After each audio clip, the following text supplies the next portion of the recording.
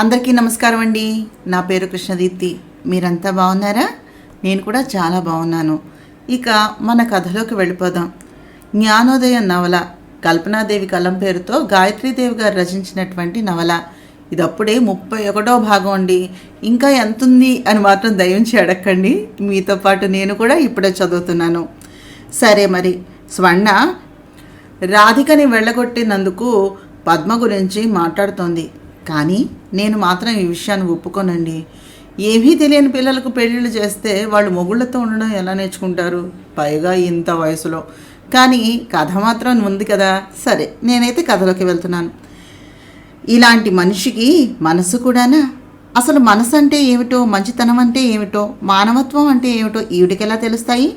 స్వర్ణ, నీ పిచ్చి కానీ అధికారము, ఆడంబరము, డాబు, దర్పం, అహం, అతిశయం తప్ప ఈవిడికి ఏం తెలుసునని నీ ఉద్దేశం? మనిషిగా పుట్టడం గొప్ప కాదే, మనిషిగా బతకటం గొప్ప. మనిషి అనేవాడికి ఉండాల్సిన లక్షణం మమత, దయ, జాలి, వాత్సల్యం, కృతజ్ఞత. ఇందులో ఏ ఒక్కదానికి అర్థమైనా తెలియనంత గారాభంగా పెరిగింది పాపం. ఏదైనా తల్లిదండ్రులకు తెలిస్తే పిల్లలకు వారసత్వంగా వస్తాయి అంటారు. ఈవిడ గారికి తండ్రి తప్ప ఎవరున్నారు చెప్పు? ఉన్నా ఎవరు చెప్తే వింటుంది? తలపొగరు తప్ప అసలు అవతలి వాళ్లను మనుషుల్లా చూస్తే కదా. తన సుఖము తప్ప కన్న కూతుర్ని కూడా ప్రేమించి మమతతో పెంచిందా ఏనాడైనా? మొగుడికి అనురాగం పంచి ఇచ్చిందా? సాటి మనిషి పట్ల జాలి, దయ, సానుభూతి చూపించిందా? మామగారు, అత్తగారు మర్యాద, గౌరవం అంటూ ఇచ్చిందా? ఆడపడుచుని చేరదీసిందా?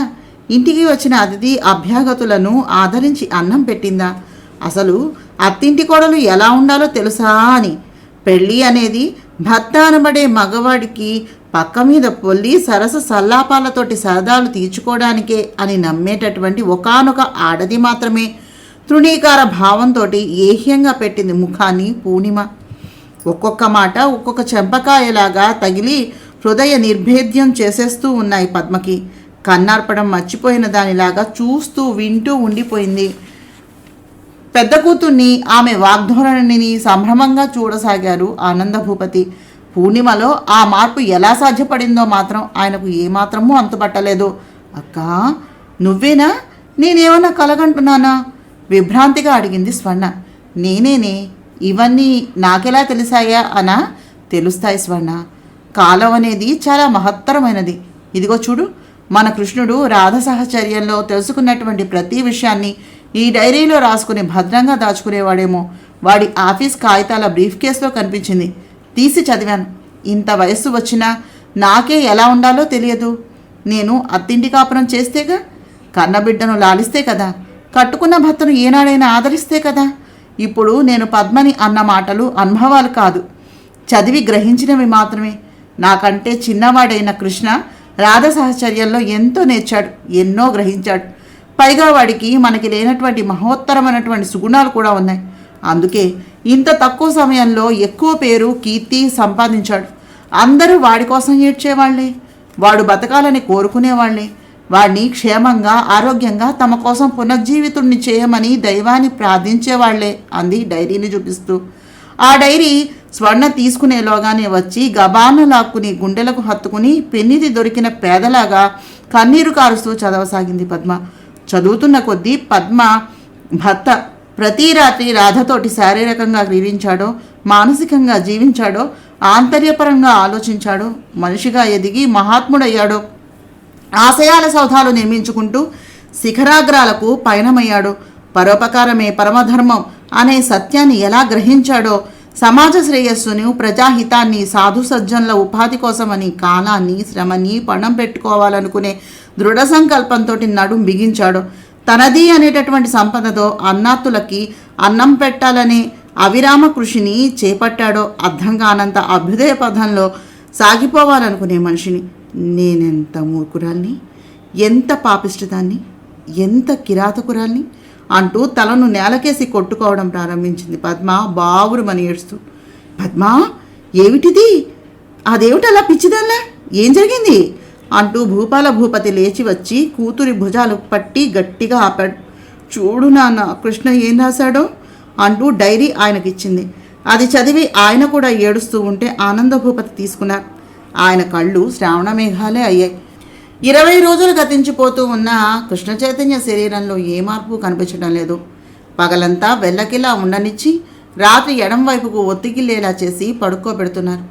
వేడినీటి గుడ్డతోటి శరీరం అంతా తుడిచి పౌడర్ వేసి దుప్పటి మాత్రం కప్పుతున్నారు. అండర్వేర్ తప్ప అన్నీ తీసేశారు. రాధా అనే మాట తప్ప మరింకేమీ వినిపించటం లేదు. కోమా అంటే కానీ కాదు. నొప్పి బాధ తెలుస్తున్నాయి. నొసలు విరుస్తున్నాడు. చలనం మాత్రం లేదు. ఆ చైతన్యం అతనిలో రాధ వల్లే రావాలని తీర్మానించారు డాక్టర్లు. కానీ ఆమె ఎక్కడుందో ఎవరికి తెలుస్తుంది? పూర్ణ స్వర్ణ దేవుని మందిరానికి వెళ్ళి తల్లికి కృష్ణ దుస్థితిని చెప్పి బతికించమని ప్రార్థించారు. ఆవిడ కళ్ళు తెరవనే లేదు, చూడనే లేదు. భగవంతుని పాదాల దగ్గర కుంకుమను తెచ్చి కృష్ణ నుదుటను పెట్టుకున్నారు ఆశగా. శ్రీనివాస్ తన పనులు అన్నగారికి అప్పజెప్పి వస్తే రాజన్నమూర్తి గారికి అప్పగించి వచ్చాడు. స్వర్ణ పూర్ణ ఒకరి తర్వాత ఒకరుగా కనిపెట్టుకుని కూర్చుని ఉంటున్నారు. సుచిత్రాదేవి మాత్రం అక్కడే ఉండిపోయి చూస్తూ ఉండిపోయింది. మిగిలిన డాక్టర్లు వచ్చి చూసి ఆనంద భూపతికి ధైర్యం చెప్పి వెళ్తున్నారు. ఏనుగు లాంటి మనిషి పీనుగులాగా మారిపోయాడు కృష్ణ చైతన్య. మోక్ష ఉపవాసాలు చేస్తూ ఉంది, పూజలు చేస్తోంది కృష్ణను బతికించమని ప్రార్థిస్తూ. శేషమ్మ గారు వండి అందరినీ బతిమిలాడి తినిపిస్తూ అందరినీ కనిపెట్టుకుని చూస్తోంది. విజ్జి తండ్రి మంచం దగ్గర దిగాలుగా కూర్చుని చూస్తూ ఉండిపోయింది. దేవుడా, రాధపిన్నిని త్వరగా పంపు, డాడీని బతికించు అని దండం పెట్టుకుంటోంది. ఆనంద భూపతి కొడుకు జ్ఞాపకాలతోనే పొద్దుపుచ్చుతున్నారు. ఇంతమందిని ఇన్ని విధాల ఏడిపించి బాధపెట్టి రాధను వెళ్ళగొట్టి నేను సాధించింది మాత్రం ఏముంది? అందరి చేత మాటలు పడుతూ ఈ బతుకు బతకడం కన్నా చావటం నయం కదూ అనిపించింది. వెంటనే ఆమె కళ్ళు చుట్టూ చూశాయి. ఆనంద భూపతి పక్కన స్లీపింగ్ పిల్స్ సీసా కనిపించింది. రోజు అవి 2 వేసుకుని మరీ పడుకుంటున్నారు ఆయన ఈ మధ్యన. వెంటనే దాన్ని తీసుకుని పక్క గదిలోనికి వెళ్ళి చేతిలోకి పిడిగెడు పిల్సుని తీసుకుని కళ్ళు మూసుకుని దైవాన్ని ప్రార్థించింది. తాతయ్య తాతయ్య, అమ్మ చచ్చిపోతోంది అని చెప్పింది విజ్జి ఆనంద భూపతి చేతి మీద తట్టి పిలుస్తూ. ఏమిటమ్మా? నొసలు ముడివేశారు. మీ దగ్గర సీసా తీసి ఆ గదిలోకి వెళ్ళిపోయింది అని చెప్పింది రహస్యంగా చెవి దగ్గర. భూపాలం, నీ కూతురు చూడు ఏం చేస్తోందో అంటూ గట్టిగా కేక వేశారు. లేవాలని ప్రయత్నించి నీరసంతో కళ్ళు చీకట్లు కమ్మటంతో చప్పున తూలి పడబోతూ విజ్జిని పట్టుకుని ఆపుకున్నారు ఆనంద భూపతి. ఆ కేకకు కునికిపాట్లు పడుతున్న భూపాల భూపతి తుళ్ళిపాటుతోటి లేచి విజ్జి చూపించిన గదిలోనికి పరిగెత్తుకుంటూ వెళ్ళి నోటిలో పోసుకోబోతున్న పద్మ చేతి మీద గట్టిగా కుట్టాడు. గుప్పిట్లో పిల్సన్నీ చెదిరి వెళ్ళి జల్లినట్టుగా కింద పడిపోయి నాన్న అంది హతాసురాలైపోతూ. రాక్షసి, చచ్చి ఎవరిని సాధిస్తావే? నువ్వు చస్తే కృష్ణ లేస్తాడా? రాధ వస్తుందా? చేసేదంతా చేసి దాన్ని గెంటి ఏం పాముకోవాలనుకున్నావో? చస్తే ఎలాగా? ఆ చంటి దాన్ని ఏం చేద్దామని? దానికి తండ్రిని లేకుండా చేసింది చాలక తల్లిని కూడా లేకుండా చేయాలన్నా? చేతనైతే రాధ ఎక్కడుందో కనుక్కుని తీసుకుని వచ్చి నీ భర్త ప్రాణాలను కాపాడుకో. అంతేగాని ఇటు నా కడుపులోనూ అటు ఆనంద కడుపులోనూ చిచ్చు పెట్టకే పాపిష్టిదాన. వద్దు వద్దు అని నెత్తి నోరు కొట్టుకుంటూ చెప్పాను, విన్నావా? చేజేతులారా అతగాన్ని చంపుకుని అందరినీ కంటికి కడివెడుగా ఏడిపిస్తున్నావు కదే. 20 రోజుల నుంచి మనుషులకు నిద్రాహారాలున్నాయా? చల్లగా నువ్వు చచ్చి దెయ్యమై పీకు తిండావా ఏమిటి? బతికుండి నువ్వు చేసిన నిర్వాకానికి చావలేక బతకలేక అఘోరిస్తూ ఉన్నావు. చచ్చి నువ్వు చేసే ఘనకార్యాలు ఏం మిగిలాయని అంటూ భూపాల భూపతి గట్టిగా కేకలు వేశాడు కూతుర్ని. రాధ ఎక్కడుందో తెలిస్తే కదా నాన్న, నేనేం చేయను? ఇంత ముంచుకు వస్తుందని ఎవరనుకున్నారు? రాధ నుంచి విడదీసి ఆయన్ని నా ఒక్కదాని స్వంతం చేసుకోవాలని ఆశించానే క్రని. కృష్ణ ఏ ఒకానొక వ్యక్తికో పరిమితమై బతికేటటువంటి సామాన్యుడు కాదని అందరి చేత నివాళులు అందుకుంటూ అన్నాత్తుల్ని ఆదరించి ఉపాధి కల్పిస్తూ దేశాభ్యుదయం కోసం పాటుపడే మహోన్నతమైనటువంటి వ్యక్తి అవుతున్నాడని కలగన్నానా? కాంతా కౌగిళ్లలోనే కైవల్యం అనుకునే వ్యక్తి కామితార్థాలను ప్రసాదించి కల్పతరువుగా మారగలడని ఊహామాత్రంగా కూడా ఊహించలేకపోయాను. అమ్మాయిల పొందు తప్ప మరే ఇతర ప్రపంచం తెలియనంతగా తప్పించిపోయే మగవాడిని మానవాళి శ్రేయస్సు కోసమని మహనీయుడుగా రాధ మార్చేసిందని తెలియనంతటి గుడ్డిదాన్ని అయిపోయాను. రాధ తన కోసం అతని నుంచి ఏమీ ఆశించలేదు. కేవలం మనిషిగా జన్మిస్తే సరిపోదు, మహాత్ముడిగా చరితపుటల్లో నిలిచిపోయేటటువంటి చిరంజీవిగా మలచడం కోసమని మా ఇంటికి వచ్చినటువంటి దేవత అని గ్రహించలేని మందభాగ్యురాలను అయిపోయాను నాన్న. ఏం చేస్తే నా పాపానికి ప్రాయశ్చిత్తం కలుగుతుంది అంటూ దోసిట్లో ముఖాన్ని దాచుకుని హృదయ విదారకంగా ఏడవసాగింది పద్మ. ఆమెలో పరివర్తన ప్రారంభమైందని అందరికీ అర్థమైంది ఆ క్షణాన. ఏమిటంకుల్, చెల్ల ఏడుస్తోంది, కృష్ణకి ఎలా ఉంది అంటూ పరిగెత్తుకుంటూ వచ్చి ప్రశ్నించారు తోడళ్ళు శ్రీనివాస్, రాజేంద్రలు. చేసిన తప్పుకి పశ్చాత్తాపంతో ఏడుస్తోంది. చేతులు కాలేక ఆకులు పట్టుకుని ప్రయోజనం ఏముంది? రాధ వస్తే గానీ కృష్ణను బతికించలేమని డాక్టర్లు ఖచ్చితంగా చెప్పేశారు. రాధ ఎక్కడుందని తీసుకురాను అని తీరిగ్గా ఏడుస్తోంది. పంపించడం అయితే సునాయాసంగా పంపించేసింది. తిరిగి వెనక్కి తీసుకురావడం అంటే మాటరా? అయినా ఎక్కడుందని? అంకుల్, పోనీ ఓ పని చేస్తే? ఆయన మాటలు పూర్తి కాకుండానే అడిగాడు శ్రీనివాస్. అందరిలోనూ అతని ఆలోచన ఏమిటా అనే ఉత్సుకత తల ఎత్తింది. ఏమిటో చెప్పు నాయనా, నువ్వేం చెప్తే అది చేస్తాను అన్నాడు భూపతి. మీరు పేపర్లకి వాటికి ఫోన్ చేస్తే టీవీలలో వార్తల్లో ప్రచారం అయిపోతుంది. అప్పుడు తెలుస్తుంది చెల్లాయికి. నువ్వు బతిమిలాడుతూ రాధను వెనక్కి రమ్మని చెప్పాలి అని అడిగాడతను. చెప్పడం ఏంటన్నయ్య, అవసరమైతే కాలు పట్టుకోమన్నా నేను సిద్ధమే అంది ఉద్వేగంతో కంపించే కరచరణాలతోటి పద్మ. అయితే నేనా ఏర్పాటును చేస్తాను, నువ్వు సిద్ధంగా ఉండు అనేసి వెళ్ళిపోయాడు శ్రీనివాస్. రాజేంద్ర, సువర్ణలు ముఖాలను చూసుకున్నారు. చైతన్యవిహీనంగా పడి ఉన్నటువంటి కృష్ణ చైతన్యను రకరకాలుగా ఫోటోలు తీశారు. తండ్రి కోసమని బెంగడిల్లిపోయినటువంటి విజ్జిని, అన్నాహారాలు మర్చిపోయి పుత్రశోకంతో పరితపించిపోయే ఆనందభూపతిని, రాధను రమ్మని కోరుకునేటటువంటి ఆత్మీయులను ఫోటోలు తీశారు. తర్వాత పద్మ మీడియా ముందు చెప్పినదంతా రికార్డ్ చేసుకుని రకరకాల ప్రశ్నలు వేసి మరి అంతా రాసుకుని వెళ్లారు. రాధ కోసమని ఒళ్ళంతా కళ్ళు చేసుకుని ఎదురు చూస్తూ రోజులు లెక్కబెట్టసాగారు అంతా. పేపర్లలోనూ టీవీలలోనూ ఎక్కడ చూసినా రాధ ఫోటోలే వస్తూ ఉన్నాయి. మరో 10 రోజులు కాలప్రవాహంలో కొట్టుకుపోయాయి. కానీ ఫలితం మాత్రం కనిపించడం లేదు. రాధ జాడ తెలియలేదు. గ్రీష్మ ఋతువు ప్రభావంతో ఎండలు మండిపోతున్నాయి. జ్యేష్ఠమాసం గడిచి ఆషాఢమాసం వచ్చింది.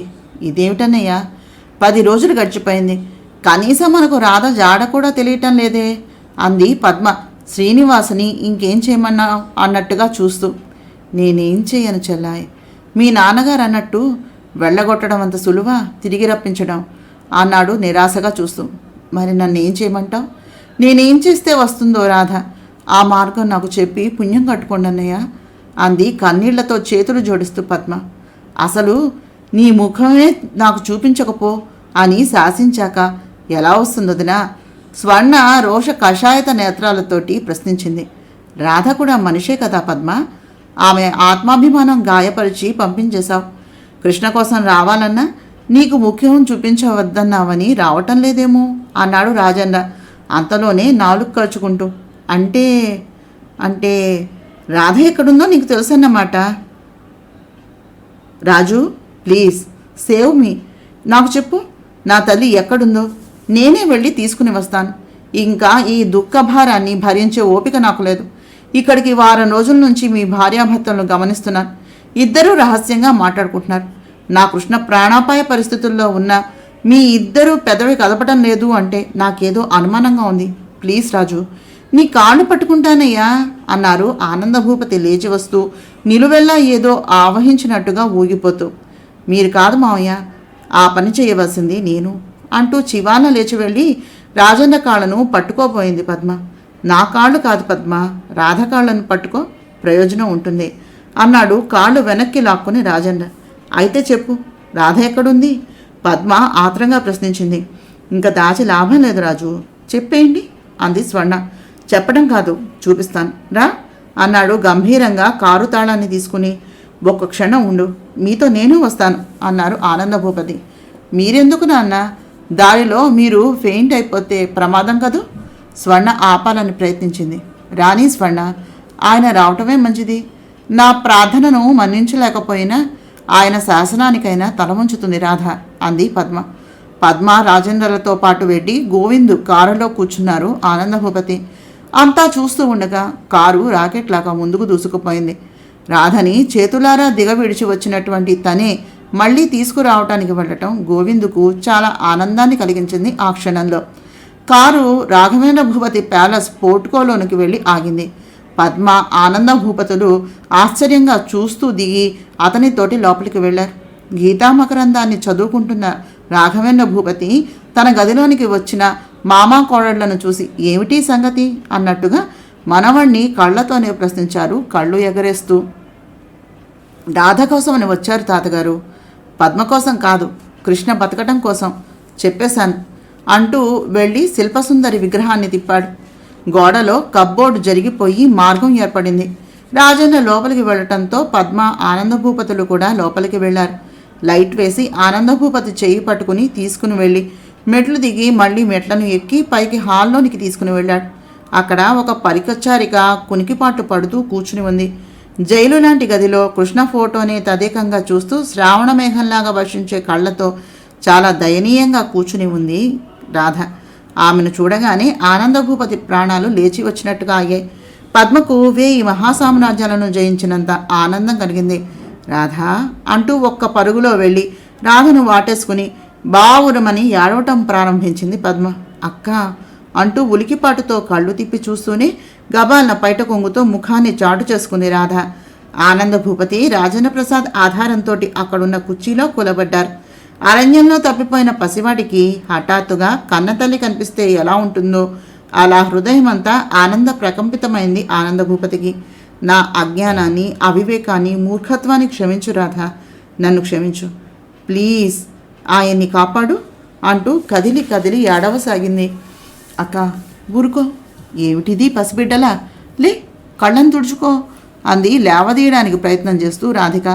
ఆ క్షణం అంత త్వరగా వస్తుందని అస్సలు ఊహించలేదామె. ఇంతకీ ఇంకా నీ ముఖాన్ని చాటు చేసి నన్నెందుకు బాధపడుతున్నావు రాధా? ముందు ఈ పరదాను తీసే. నిన్ను నేనన్న మాటలన్నీ ఎలా తూట్లు పొడిచి ఉంటాయో నాకు తెలుసు. అనటం తేలికే, తిరిగి నిన్ను ఇదివరకటి రాధలా మార్చడానికి నేనెంత తపస్సు చేయాలో కదూ. ఏం చేయను, కృష్ణ నా ఒక్కదాన్ని స్వంతం చేసుకోవాలని ఆశపడ్డాను కానీ ఇలా ఎవ్వరికీ దక్కకుండా మంచంలో మగ్గిపోతాడని కలలో కూడా ఊహించలేకపోయాను.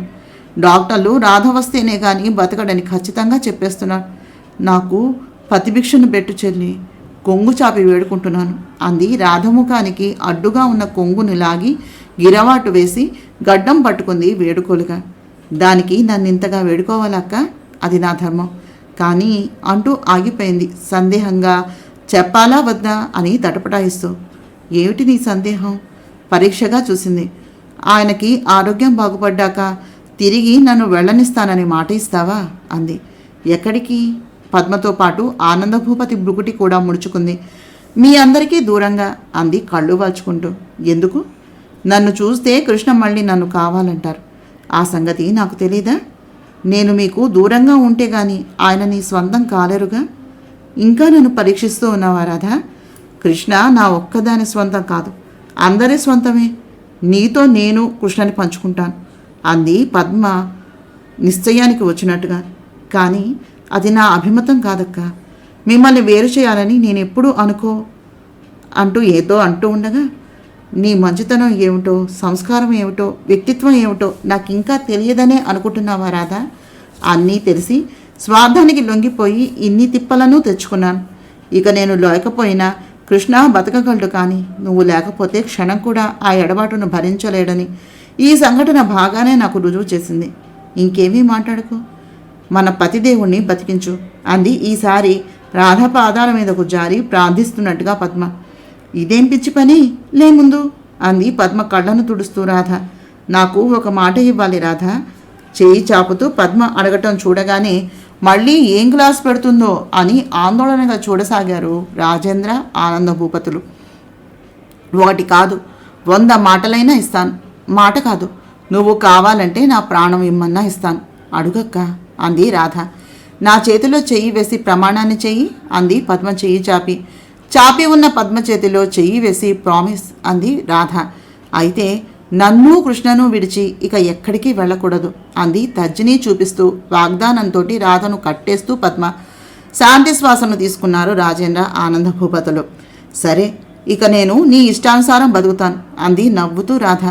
అయితే పద, నీ కోసమని మామయ్య కూడా వచ్చారు, ఎక్కడ రానంటావో అని అంది రాధ చెయ్యి పట్టుకుని లేచి బ్లౌజ్లో నుంచి ఓ చిన్న ముక్కమల్ బ్యాగ్ తీసి అందులో నుంచి రాధ ఆ రోజు తీసి తన పాదాల దగ్గర పెట్టిన ఆభరణాలను తీసి రాధకిస్తూ ముందు ఇవి పెట్టుకోమన్నట్టుగా చూసింది. రాధ ఆ నగలను తీసుకుని చెవులకు, చేతికి, మెడలోనూ వేసుకుంది. ఆ గదిలో నుంచి వచ్చి వంగి ఆనందభూపతికి నమస్కరించింది. సౌభాగ్యవతి భవ. పదమ్మా, త్వరగా వెళ్దాం అన్నారు త్వర పెడుతూ ఆయన. కారు దిగగానే రాధ అంటూ చుట్టూ చుట్టేశారు. అంతా వచ్చి పెనిదిని చూసిన పేదల్లాగా.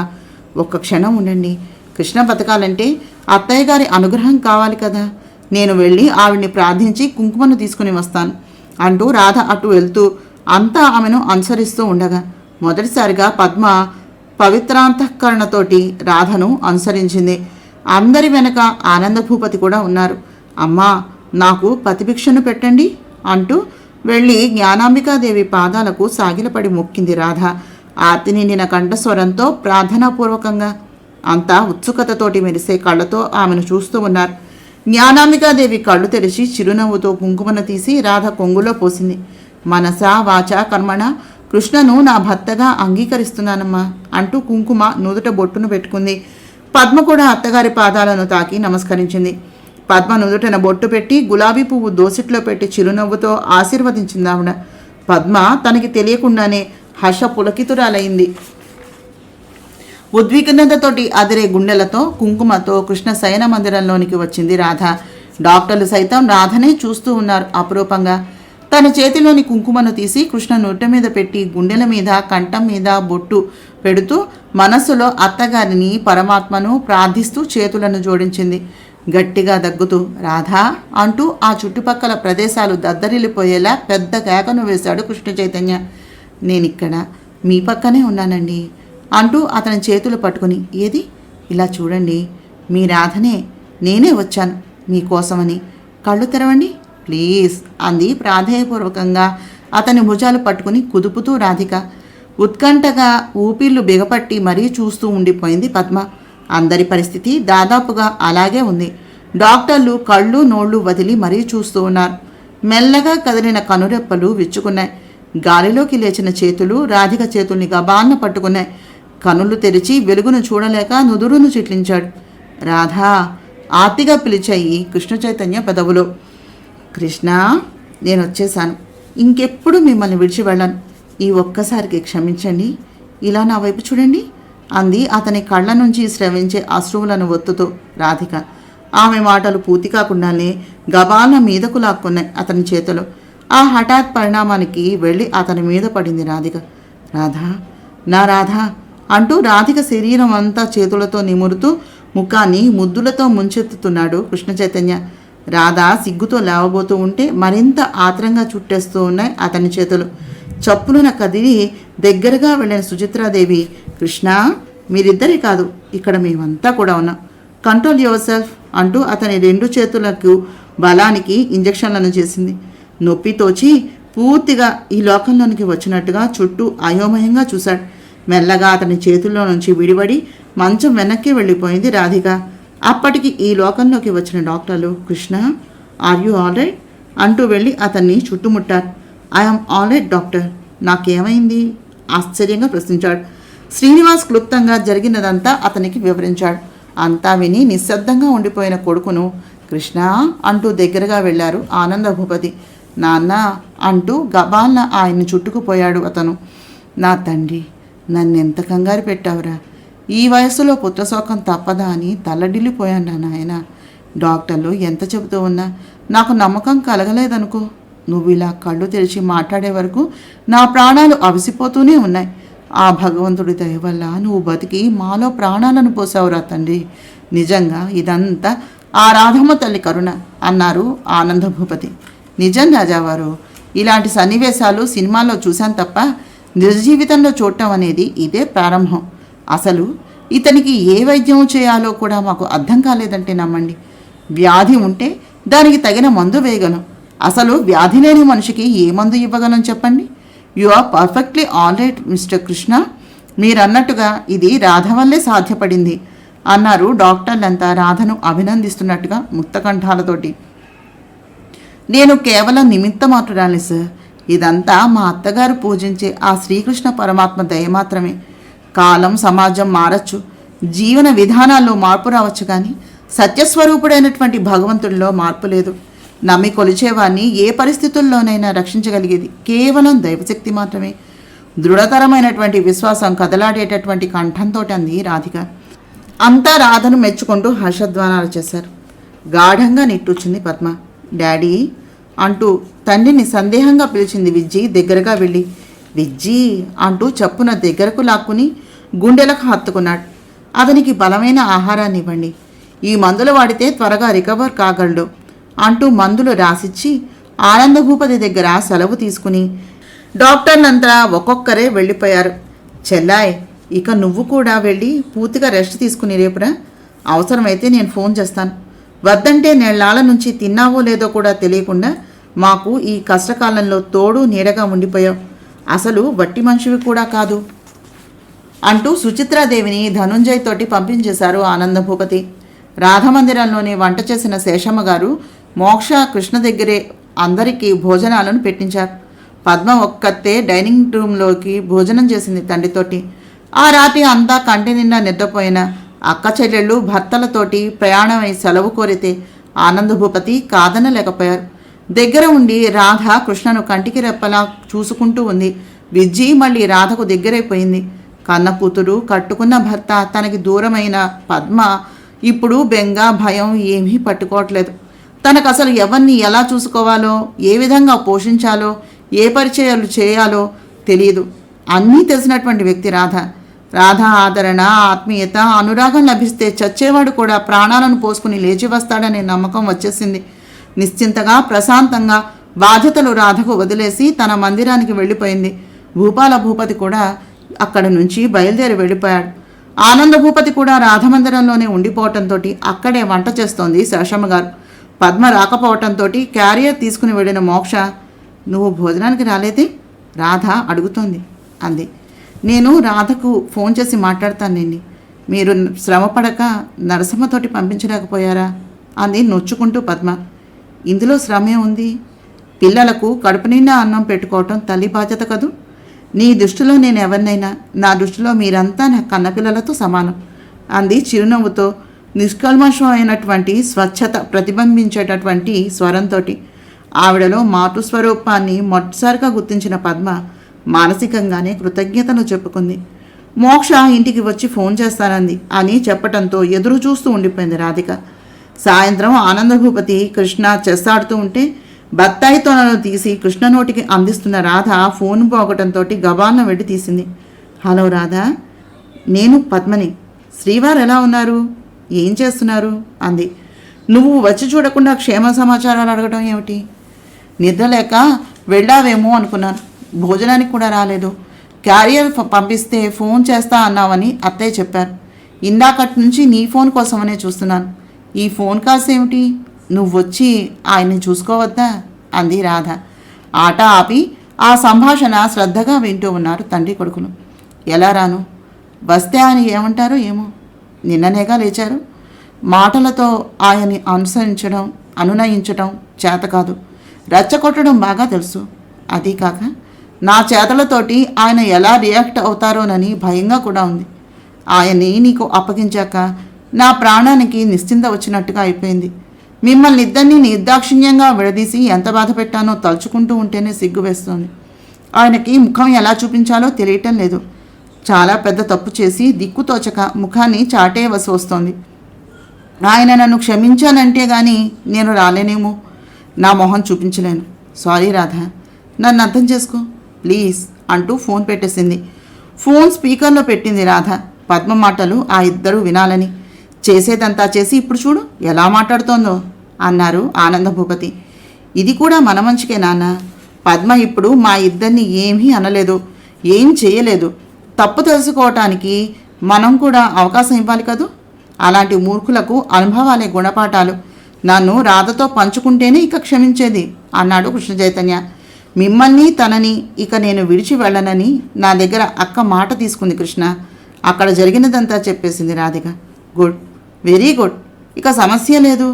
అయినా పద్మకు ఓర్వలేని తనం, అసూయ కూడా ఎక్కువే. తన ముందు మనం చాలా జాగ్రత్తగా ఉండాలి. రాధా, ఏ సంగతైనా దాని ముందు బయట పెట్టకు. మనసులో ఉన్నది ఉన్నట్టుగా కూడా చెప్పద్దు.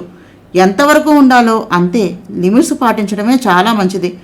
కొన్ని దాచాల్సినవి కూడా ఉంటాయని మర్చిపోవద్దు. ఇక చెప్పి రాదు, హఠాత్తుగా వచ్చేస్తుంది. మనల్ని ఏ రకంగా టెస్ట్ చేస్తుందో కూడా అర్థం కానటువంటి పరిస్థితి. ఇప్పుడే మనం ఇదివరకటిలోలాగా స్వేచ్ఛగా కాక క్రమశిక్షణను పాటించాలేమో అన్నాడు గాఢంగా నిట్టూరుస్తూ కృష్ణ చైతన్య. నువ్వు చెప్పేదంతా నిజమే, కానీ ఆ జాగ్రత్తలేవే నువ్వే చూసుకోవాలి. రాధ పర్వాలేదు, నువ్వే చుట్టుపక్కల చూడకుండా మాట్లాడేస్తావు. ఈ పరివర్తన ఎంతకాలం నిలబడుతుందో, మార్పు పూర్తిగా వచ్చిందో లేదో వేచి చూస్తే గానీ తెలీదు. నువ్వు పద్మను పిలిచి మాట్లాడాలి, లేకపోతే రాధకే పరిమితమై తనని గాలికి వదిలేసావేమో అనుకుంటుందేమో. అదో గొడవ వస్తుంది, జాగ్రత్త అన్నారు ఆనందభూపతి కొడుకు మాటలను బలపరుస్తూ. రాధ పద్మకు ఫోన్ చేసి, అక్క, నువ్వు ఇక్కడికి వచ్చి కృష్ణతోటి మాట్లాడు. నీ మీద కోపం ఏమీ లేదు, మామూలుగానే కనిపిస్తున్నారు. ఇలా ఎంతకాలం అని ముఖం చాటేయగలవు? చేసిన తప్పు ఒప్పుకుంటేనే కదా కోపం పోతుంది. ఆయనకి ఇప్పుడు బెడ్ రెస్ట్ బాగా అవసరం. 10 రోజుల వరకు మంచం దిగవద్దని డాక్టర్ చెప్పారు. అందుకని ఆయన రాలేరు, నువ్వే రావాలి. సపర్యలు నేను చేస్తాను. పక్కన ఉండి ఆయన్ని సరదాగా ఉంచాల్సింది నువ్వేగా. ఇలాంటప్పుడే మాట కలిపి దగ్గరైపోవాలి. దూరాలు పాటించి మర్చిపోవాల్సినటువంటి విషయాలు మళ్ళీ గుర్తు తీసుకురావద్దు. త్వరగా రా, మావయ్య ఇక్కడే ఉన్నారు. ఆయన మంచం దిగేంత వరకు అంతా ఇక్కడే ఉందాం అంది రాధ. ఓకే, అయితే వస్తున్నాను అంటూ ఫోన్ పెట్టేసింది పద్మ. విజ్జి రాధ చెప్పినటువంటి శ్లోకాలు ముద్దు ముద్దుగా చదువుతూ ఉంటే వింటున్నారు సంభ్రమంగా శేషమ్మ గారు. విజ్జిని ఒళ్ళో కూర్చోబెట్టుకుని మురిపంగా చూస్తూ ఉంది. పువ్వులు మాల కడుతూ చూస్తూ ఉంది మోక్ష. విజ్జి హోంవర్క్ చూస్తోంది రాధ. విజ్జినే చూస్తూ వింటున్నారు కృష్ణ ఆనంద భూపతులు. అంతా ఒకే కుటుంబ సభ్యుల్లాగా ఉన్న వాళ్ళ మధ్యకు ఎలా వెళ్ళాలా, ఎలా పలకరించాలా అని గుమ్మం దగ్గరే ఆగిపోయిన పద్మ పోస్ట్ మ్యాన్ వచ్చి శుభపత్రిక ఇవ్వటంతో అది తీసుకుని వస్తూ, కృష్ణ, ఇదేదో ఆహ్వాన పత్రికేమో చూడండి అంటూ ఇచ్చింది. కృష్ణ దాన్ని తీసుకుని చూస్తూ, దేవీ ప్రతిష్టకు ఆహ్వానం నాన్న. శ్రావణ శుక్రవారం మొదటి వారమే, రాఘవేంద్ర భూపతి గారి పిలుపు ఇది అన్నాడు ఇస్తూ. 5 రోజులు చండీ యాగం, లక్ష్మీ గణపతి యాగం, రుద్ర మహాయాగం కూడా చేస్తూ ఉన్నారట అన్నారు పత్రికను తీసి చూస్తూ ఆనందభూపతి.